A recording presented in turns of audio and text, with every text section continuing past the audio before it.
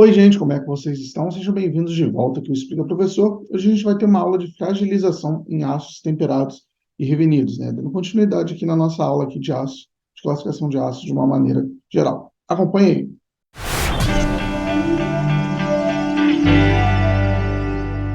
Bom, antes de qualquer coisa, eu gostaria de pedir para você que chegou aqui agora no canal, para se inscrever no canal e ativar o sininho. E caso você já acompanhe o canal, né? Além de você que já chegou aqui agora, deixa um like, né? Isso me ajuda bastante a continuar produzindo conteúdo aqui para vocês e não custa nada, me ajuda muito. Vamos começar a nossa aula de hoje.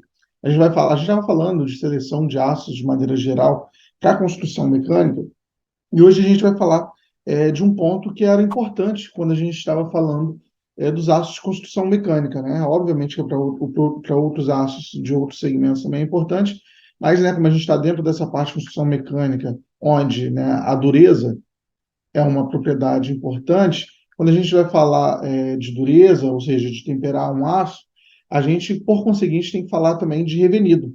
E a gente falando de revenido, a gente tem que entender os fenômenos de fragilização que podem acontecer durante o revenido. Por quê? Porque a gente quer evitar que esses fenômenos aconteçam, para quando a gente estiver processando o aço ali para fazer a seleção dele, eu não tenha ali uma surpresa desagradável nas propriedades de uma maneira geral. Né? Só lembrando aqui, o processo de tempera e revenimento, ele é muito presente nos principais aços utilizados na indústria. Praticamente aqui, quase todo aço que você faz uma têmpera, depois você faz o revenimento, porque a têmpera ela perde muito a questão ali da tenacidade, então o revenimento ajuda a recuperar um pouco isso. E o revenimento, quando a gente está falando do processo em si, ele promove aqui alterações metalúrgicas e de alívio de tensões na têmpera, né? Então, quais são os principais pontos aqui que a gente está falando, que a gente tem que observar quando a gente está falando de um processo de revenimento? A temperatura na qual esse processo vai acontecer, o tempo, né? Normalmente aqui a gente tenta fazer o revenimento acima, né, de 400 graus Celsius. Por que acima de 400 graus Celsius? Porque nessa faixa de temperatura ali eu já vou ter menos fenômenos de fragilidade, né? Aí vai, de fragilização. Aí vai depender também de você conhecer qual é o aço que você está trabalhando, porque cada aço ele pode ter uma pequena variação ali em qual temperatura vai acontecer essa fragilização. Normalmente aqui a gente vai ver que tem dois tipos de fragilização, né? Mas normalmente aqui a principal fragilização ela vai acontecer ali abaixo de 400 graus Celsius, né? O tempo o qual essa peça vai ficar no revenimento, não que o tempo ele vai influenciar ali na fragilização diretamente, mas esse tempo ele é importante para o revenimento. O revenimento ele é um processo que é termicamente ativado, né? Eu vou depender de difusão para ele acontecer. Então, se eu dependo de fusão e temperatura, eu também vou depender do tempo, porque é o tempo para os processos difusivos acontecerem e, por conseguinte, ali eu ter a melhoria da propriedade do meu aço. Normalmente aqui a gente costuma utilizar entre 1 e 2 horas, né, o meu revenimento de forma padrão na indústria. E aqui a velocidade de resfriamento a partir da temperatura do revenido. A gente já vai entender isso aqui, porque, né, o tempo que a gente demora ali para resfriar, ele pode evitar que eu tenha alguns problemas, mas já já a gente vai falar isso com mais detalhes. Aqui nessa imagem, a gente já consegue fazer algumas observações de maneira geral para um aço 4340, né? Observem que isso aqui é o de um aço 4340, essas faixas de temperatura. E um aço 4340 é um aço ali que é muito utilizado como aço estrutural, também como aço de construção mecânica, porque ele é um aço que ele é muito temperável, um aço de alta resistência, baixa liga, e como ele é muito fácil de temperar, ele tem uma propriedade mecânica muito elevada, ele é muito utilizado e normalmente a gente faz o revenido também. Então, nessa primeira parte aqui, a gente já consegue observar mais ou menos o comportamento do revenido. Ó. À medida que eu estou aumentando a temperatura aqui do revenimento, eu estou tendo aqui que a minha tensão, ela vai, né, a minha tensão de escoamento, ela vai reduzindo, né, à medida que eu uso temperaturas maiores. E a tensão aqui ultimate, né, ou seja, a tensão de resistência, no final das contas, ela também segue mais ou menos o mesmo caminho à medida que eu aumento a temperatura de revenimento. E a dureza também, se você olhar, ela segue mais ou menos linearmente, ela vai se reduzindo linearmente.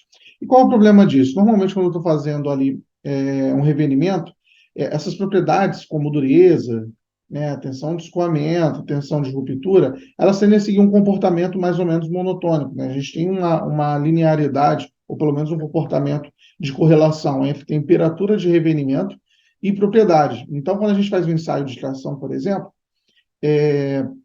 eu acabo, às vezes, não conseguindo observar que aconteceu um processo de fragilização. A gente só consegue observar que aconteceu um processo de fragilização se a gente fizer um ensaio Charpy. Por quê? Porque aqui no ensaio Charpy, a gente consegue observar que, é, à medida que eu estou aumentando a temperatura de revenimento, eu estou tendo aqui uma redução, um aumento da dutilidade mais ou menos constante, né, linear. À medida que eu aumento a temperatura, eu aumento ali a redução diária, mas aqui a energia absorvida, ela não segue esse mesmo comportamento. A energia absorvida, eu vou começar a ter um aumento aqui até próximo de 200 graus, eu vou ter uma faixa de temperatura aqui onde eu vou ter a fragilização, né, entre ali, nessa curva aqui, que no caso do 4340 está ali entre 250 graus Celsius, mais ou menos, e 450.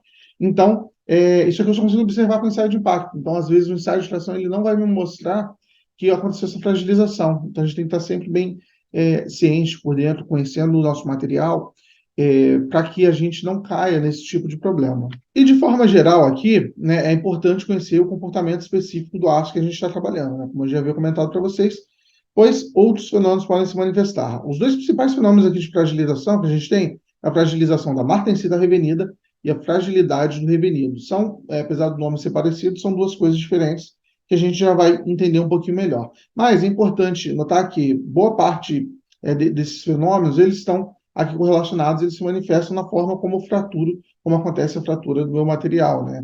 Normalmente aqui, quando eu tenho a fragilidade, eu vou tender a ter uma fratura ductil, onde eu vou ter uma fratura mais de clivagem, né? Uma fratura facetada. Eu vou ter ali a fratura intergranular pelos meus contornos de grão, enquanto isso, quando eu não tenho esse tipo de fragilidade, eu vou ter uma fratura mais dúctil. Eu vou ter aqui na estrutura, na falha do meu material, a formação desses dimples, né? Então, esses dimples aqui, eles são características de fratura dúctil de material. Então, vamos dando continuidade aqui, vamos falar especificamente das fragilizações.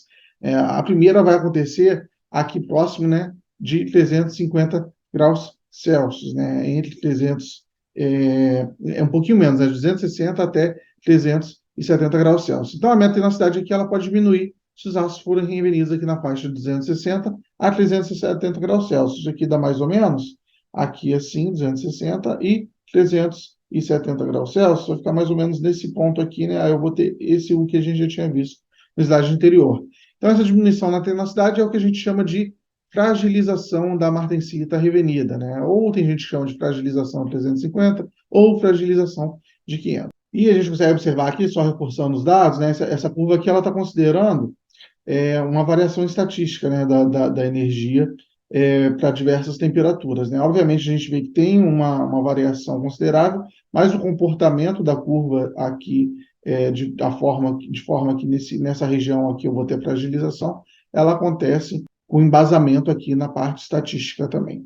O resultado aqui dessa fragilização, aqui na faixa de revenimento de 260 a 370, é geralmente evitada na prática comercial, e aqui a gente tem duas imagens, por exemplo, de um revenido a 320 graus Celsius, que é um revenido dentro da faixa ali onde a gente tem o processo de revenimento, a gente vai conseguir observar aqui que eu tenho uma faceta de clivagem, né, que é característica aqui de fratura frágil, né? A gente consegue ver que eu tenho uma faceta um pouco mais lisa, menos rugosidade, que ele ocorre devido à fragilização. Já que nessa segunda imagem foi feito um revenimento a 520 graus Celsius, ou seja, seria um revenimento mais ou menos nessa faixa aqui de temperatura, eu já saí aqui da minha barriga, do ensaio de impacto, eu já vou conseguir, eu não vou ver tanto essas regiões facetadas. Está vendo uma região que parece mais ou menos um vírus, alguma coisa assim? Aqui eu não tenho, né? Que eu já começo a ver os dimples, né? Que são essas características de fratura dúctil que acontece no meu material. Esse aspecto da fratura ali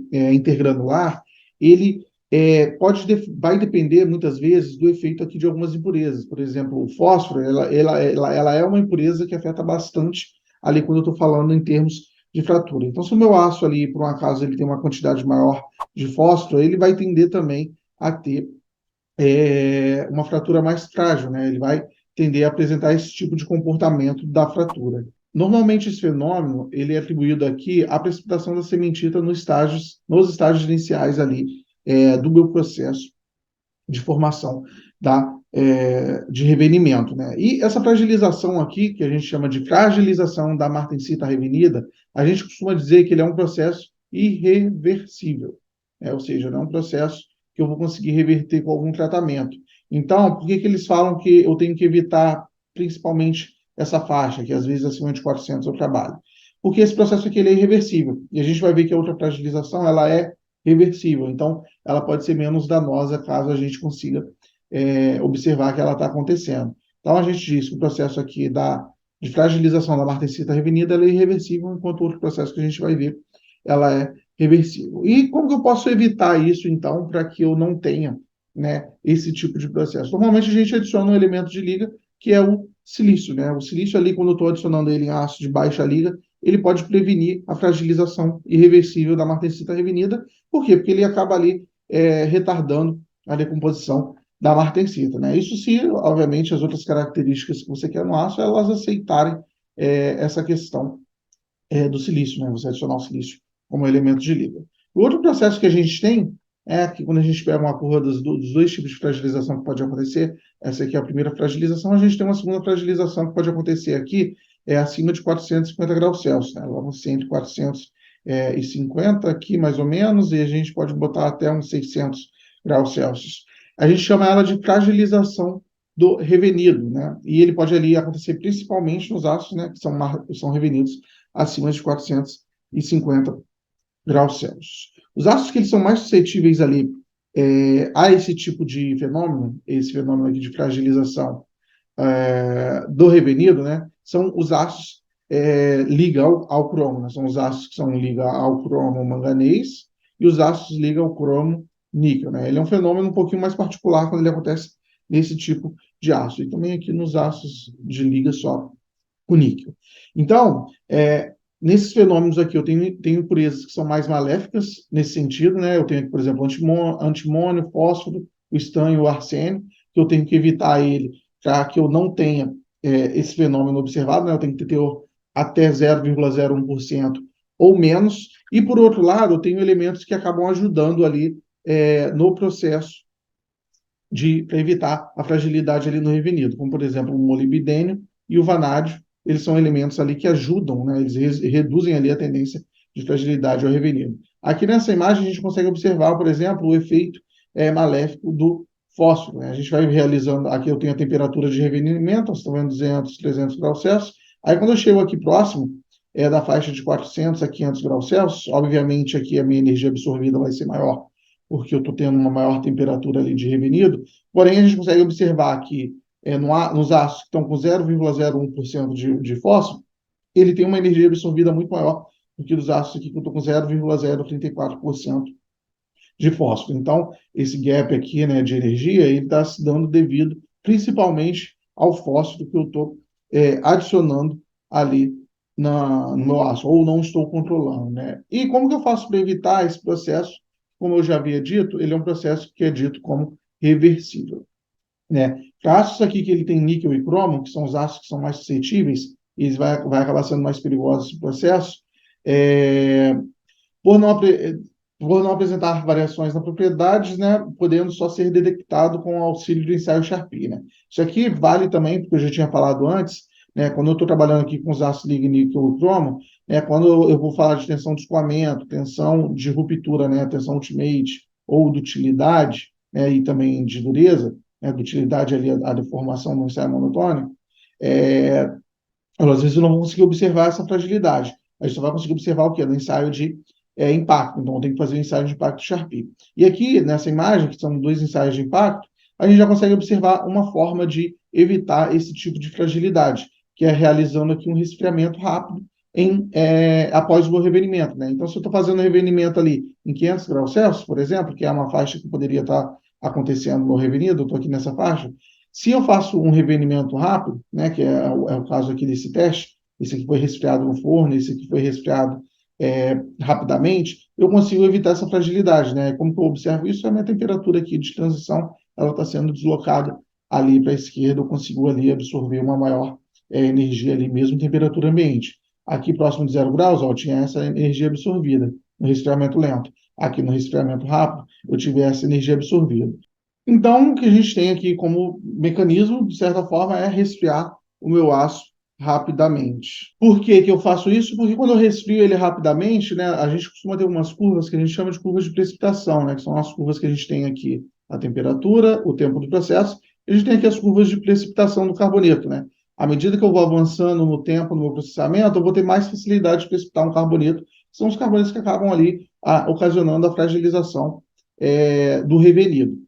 Então, se eu pego aqui durante o meu processamento e resfrio rápido, eu evito que o meu material resfrie lentamente e passe por essas curvas, né? Então, eu estou evitando ali a precipitação de elementos que poderiam ser, né, de carbonetos que poderiam ser deletérios. Uma outra forma aqui que a gente utiliza para alguns aços para evitar a fragilização são aqui as equações de Watanabe e de Bruscato, né? Basicamente, o que são essas equações, né? Elas são fórmulas empíricas que foram desenvolvidas com a finalidade ali de evitar a fragilização pelo revenimento. Então, por exemplo, eu tenho essa equação aqui, que é uma equação empírica, e juntando todos esses elementos aqui, eu tenho aqui um fator que não pode ultrapassar de 150 a 200, né? Isso aqui, obviamente, são para alguns aços específicos. Cada aço vai ter, normalmente, uma regra, né? Ou cada classe de aço vai ter uma regra.